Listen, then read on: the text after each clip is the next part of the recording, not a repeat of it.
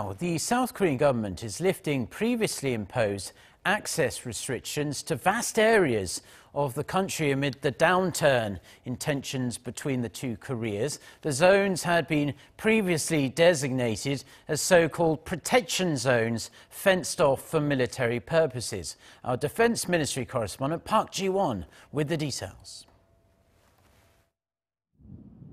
Seoul's Ministry of National Defense has announced that it's lifting restrictions on nearly 340 million square meters of land in the country.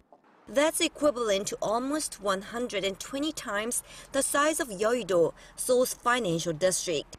The zones are mostly located within 25 kilometers of the Military Demarcation Line, which divides South and North Korea. The areas were previously designated as protection zones for military purposes. Some of the areas that had restrictions lifted are now located near the border, but are zones near major military facilities across the country. The ministry says the move was carefully thought out beforehand and will not affect South Korea's military combat readiness or its defense posture. With the decision, about 8.4% of the country's administrative land remains designated as restricted or controlled area for military purposes. Before the ministry's move, the figure was about 8.8%.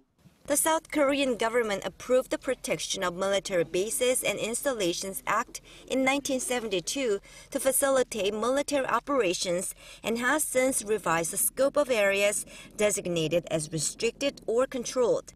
The Defense Ministry also says it will make access procedures simpler for those who enter regions beyond the civilian control line, which is 10 kilometers from the military demarcation line.